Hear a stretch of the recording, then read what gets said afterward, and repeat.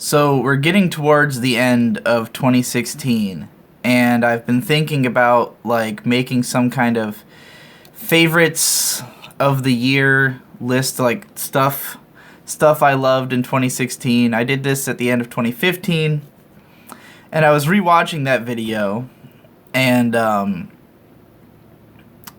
at the beginning of it, I'm like, 2015 wasn't that strong of a year for me. It had some stuff that I thought was, pretty good, but not a whole lot of big favorites list additions. And I'm just like, 2016's even worse for me. Like it has very little. In fact, there's only been two things that I've consumed this year in any medium that I'd consider to be like god tier stuff, which is Dark Souls 3 and the new Doom game. Both of those are among my favorite games of all time. But there's nothing else that I've consumed that's been like that. And granted, I'm behind on plenty of things. But I feel like... I don't know if I'm jaded or if I'm just missing the things that I should be consuming. But... And don't get me wrong, this isn't to say there's nothing good coming out. There's plenty of good stuff. I've got like a ton of like strong eights in the last year and also in 2015. It's just that for me, I feel like I need new things to come out that blow me away every once in a while. Like I need that adrenaline rush of something new comes out and it's just amazing.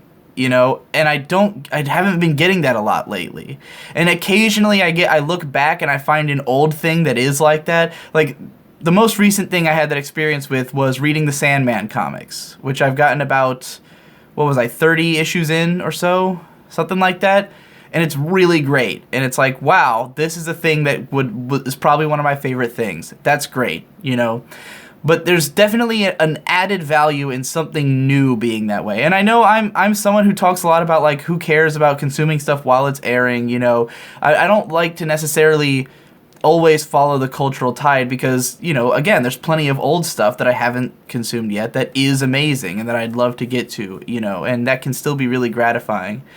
But I like the feeling of knowing that media is still going in a direction where there will be things I'll like.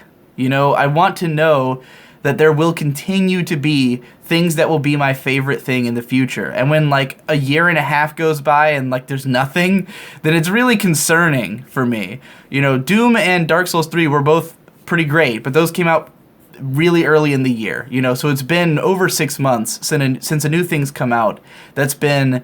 at least a 9 out of 10 for me. Even last year, I got the second half of Shirobako. There was a bunch of stuff I didn't finish that I knew I would love. I didn't finish Shokugeki no Soma, even though I really loved it. And there's a second season of that this year. So maybe that, if I finally catch up on that, maybe that'll be one of my favorite things of the year. I've heard it's great. I hadn't finished Baby Steps or Log Horizon Season 2 last year. So... in 2015, I felt like there was plenty of stuff that I knew I would like, I just hadn't gotten to it yet. And I don't feel that way as strongly about 2016. Like, I'm looking at the stuff that I haven't gotten to yet, and I'm not seeing anything that I expect to be a 10 out of 10. There's nothing I'm seeing that people are recommending. Like, people keep saying, watch Flip Flappers, and I'm like, that looks good. It doesn't look like it's gonna be my new favorite thing, or Hibike Euphonium Season 2. Like, I liked Season 1, but I wasn't completely enamored with it the way some people were. And there's a bunch of video games that came out this year that I do think will be up there. I really need to play Hyper Light Drifter. That looks like it's totally my kind of thing.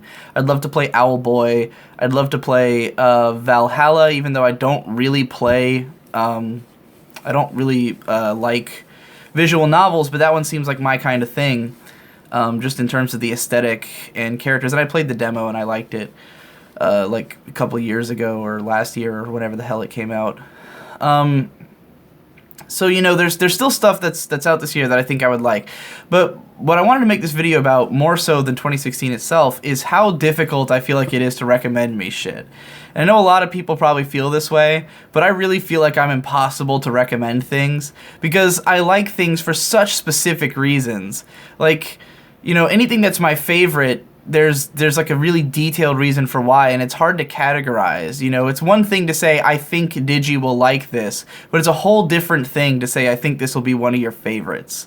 And it's funny because I kind of pride myself on my ability to recommend things to other people. I think I'm pretty good at reading people's taste and figuring out what they'll like. Devu is often telling me, like, because every couple of weeks I'll say, "Oh, Devu, you should watch this thing. I think you'll really like it." And he says, like, "There's nobody else I trust when they say that except for you," because I've so consistently given him things he'd like. So, yeah, I think I'm pretty good at reading other people's tastes and figuring out what they're like. And I think I'm pretty good at doing that for myself, too, which is why it's such a problem that there's so few things that I'm looking at that I think that about, There's, like, no anime from this year. I've seen everything from the winter and spring seasons. My favorite show was Sakamoto.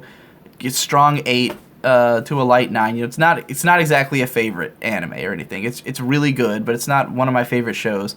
Nothing else from spring or winter hit me that hard, and I've got some summer stuff left and I haven't even started on anything from the fall except for like one episode of Yuri on Ice, but none of it looks like something that's going to be my new favorite, and I could be wrong. Maybe when I catch up on all of it I'll find something, but I really need something. I need a new favorite. Like, I need a new one because it's really difficult to grind through like show after show after show after show of stuff that I just think is pretty good and never getting that fucking, that high of seeing something and being like, oh my god, like the feeling I got when I watched Shirobako, which I had no expectations for. That was a show that came out of nowhere, and it just suddenly was amazing. So I haven't had any experiences like that. And maybe I will. Maybe one of these shows, when I finally get around to it, will completely blow my mind. It'll be nothing like what I expected. And there's definitely a few games that could be like that. I need to play Odin Sphere. I'd like to play Fury. That looks cool. But I don't know. In the realm of movies, like, I only saw 5 movies this year. None of them were, like, even close to something that would blow my socks off. But I also don't understand my taste in movies that well. Music's had a bunch of pretty good stuff, nothing amazing. But sort of the purpose of this video, and I realize I've already been rambling for 7.5 minutes, but really what I want to do here is to explain what makes something a favorite for me, to make recommending stuff to me easier. Because every once in a while I go on Twitter or on Reddit and I ask for recommendations. I'll say like, hey, I need a new favorite album. Everyone recommend me all the albums you like, But that never works. No one ever recommends me anything I like. I've gone through like hundreds of recommendations of albums and stuff and never found anything. Because my taste in music is so fucking specific. It has nothing to do with like genre or like any conventional means of how you would define music. I tend to like songs more for their structure than for the sound or the genre. Like, I like songs that have a lot going on and have, like, multiple changes throughout. I don't like songs that just kind of repeat one idea, which is, like, what most of music is. Like, most bands that people recommend, I just find it repetitive and I get bored really easily. I like songs that kind of change things up or are just short, just, like, complete a musical idea and have, like, some lush instrumentation, lots of layers and things happening in the music to keep my attention. So that's, like, my favorite albums of the year so far have been, like, Scum with Boundaries by the ILYs, which is the side project of Death Grips, who also put out a good album this year, but it's not one of my favorites of theirs or anything. David Bowie's Black Star, which would probably be one of my favorites, if not for the fact that the songs do get a little bit repetitive, and there's only 7 tracks. I always felt, maybe this is unfair and it could be untrue, but I felt like that album should have had more. Like, it feels like it's kind of truncated. Like, some of the songs, like Black Star and Lazarus, like, feel so complete. And then, like, they're these big, experiences of songs. And then some of them just kind of feel like one repetitive idea for 5 minutes that feels like maybe there was meant to be more to it, but I don't know. That's just why it's not my favorite album, but I do really like it a lot. The new Jeff Rosenstock is pretty good, though it's not nearly as strong as We Cool was last year. And that's another thing. Some stuff I improved like We Cool I had listed as like my number 5 album of last year, and I didn't even mention it in my Stuff I Loved in 2015 video. But over time it's become my favorite album from that year, you know, so some stuff changes, some stuff maybe it will become my favorite thing from this year. This is kind of like a desperation call. I realize I'm being extremely wishy-washy, but it's just because I'm so desperate to find something to really love, to really sink my teeth into. Frank Javc's new album is pretty great. The first half of it is really strong, where it's like all these fully realized tracks with great hooks and stuff. But then the second half of the album is like a bunch of like half-idea meme songs, which are okay, but are not nearly on the level of the first half. So overall, it's kind of a weird mixed bag of an experience. I realize I'm kind of just spoiling my list, and this is also not helpful because I'm listing stuff I like but not my favorites. So like my favorite albums are stuff like Rat King's So It Goes or the earlier Death Grips albums. There's stuff that's like really in your face and intense while also having all these different layers and all these different ideas. Like, you know, there's a lot of hip-hop music that is very aggressive and to the point and catchy, but not quite as luscious, you know? Like, Run the Jewels. I really like Run the Jewels, but they've never made an album or song that I, like, truly love because so many of them, they hit you hard and heavy, and then they're just kind of over, you know? And there's no, like... That's why I love songs like Oh My Darling Don't Cry, where there's like a huge beat change and like a really different second half, and it feels like you went somewhere over the course of the song. I really like stuff like that. I don't even know if I'm making sense or if these are good descriptions if I'm trying to get somebody to recommend me stuff from this year. You know, when it comes to video games, I just like stuff that feels great. I love the Souls games. All of them are my favorite games. Doom, I loved. So, I mean, I'm pretty good on video games for this year because there's already 2 that I absolutely loved, and there's a bunch of others that I'm interested in. I think I probably know of all the games that I will love from this year, so that's kind of taken care of. Movies are the ones I'm the most confused about. I don't even really understand my own taste in movies. I mean, I think I have pretty basic taste. I love every Wes Anderson movie and every Quentin Tarantino movie, so I'm like one of those guys, you know? I just like the sort of... I like quirky movies that kind of get you into the heads of the characters and really, like, present a full, like, world. Like, any Wes Anderson or Tarantino movie is almost like a whole TV show in one movie. Like, you really get a sense for every character, and you could kind of imagine what they'd be doing outside of the movie pretty easily. Like, one of the films that everyone's talking up is, like, the biggest masterpiece of the year is Arrival. And it seems like it would totally be my kind of movie because it's like a sci-fi film and I love sci-fi and it's high concept and it's smart and intelligent. But I just kind of, like, I watched it and it was good, but it was kind of boring and slow. Like, it's very much a tone piece and I'm not really into that. It's mostly like build up and just...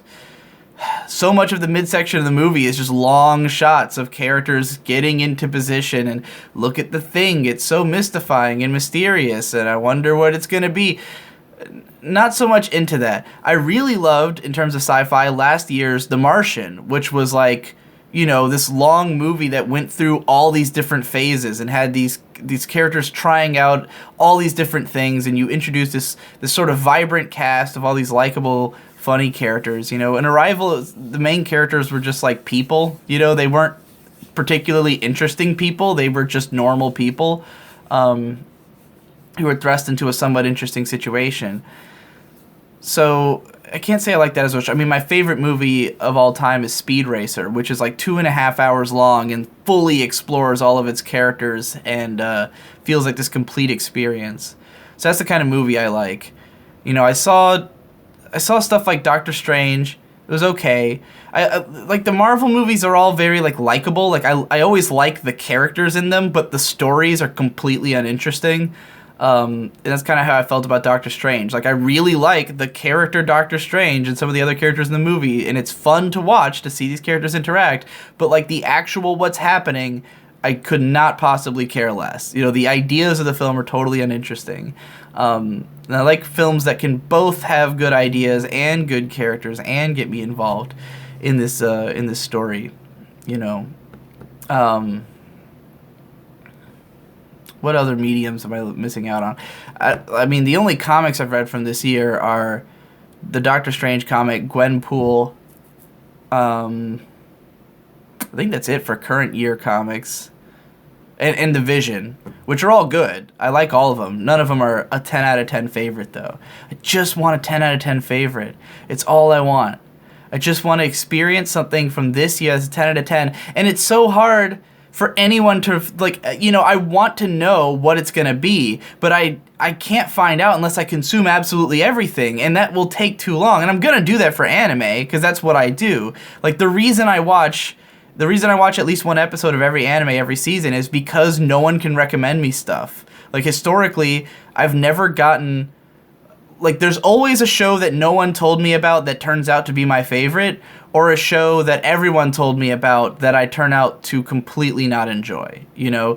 So that's why I have to watch everything, because I'm never going to be sure. But, like, when it comes to all these other mediums, I'm not as invested. Like, I don't watch every movie. I just pick and choose which ones kind of look interesting and I'm hopeful for, and then they're usually okay. And it's very rare that I see a new film and I'm like, oh my god, you know. The only ones last year were The Martian and Mad Max Fury Road, which were both incredible. So I haven't really had any... Like, Shin Godzilla is my favorite movie of the year so far, and that was pretty close to, you know, my favorite kind of movie. I think I'd enjoy it even more if I saw it again, because I kind of know what to expect more.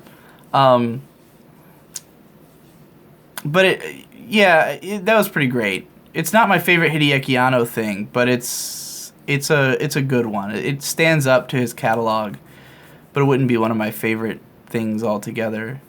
This is the most wishy-washy vlog I've ever made. It's so hard. I feel like I'm panhandling for favorites, like begging. The thing is, I'm trying to be a beggar and a chooser at once. I'm trying to say, like, please give me recommendations, but also make sure they fit this, and this criteria.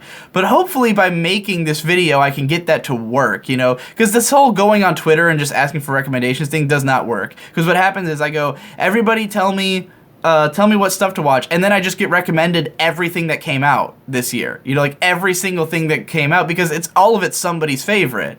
You know, anything that's remotely good is gonna be someone's favorite thing. But some of it is just so clearly not for me. Like, people recommending me The Witness, and it's like, that is the opposite of the kind of game I would play. You know, a slow, contemplative puzzle game that's like kind of confusing and obtuse.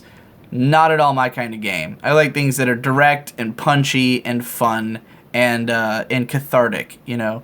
So yeah, like that's not going to be my kind of thing. And when it comes to the anime recommendations, people just kind of recommend me all the stuff that's good, and you know, I'm sure some of that I will really like, but I really just want to know which one's going to be my favorite. Which one am I going to be blown away by, if any? Does anything like that even exist in anime in 2016?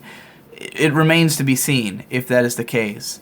But again, I still have a lot of summer and fall and a lot of long shows to catch up on, so who knows. Yeah, I guess that's it. I'm going to go try to... I'm going to end up watching all the anime regardless, so that one is kind of spoken for.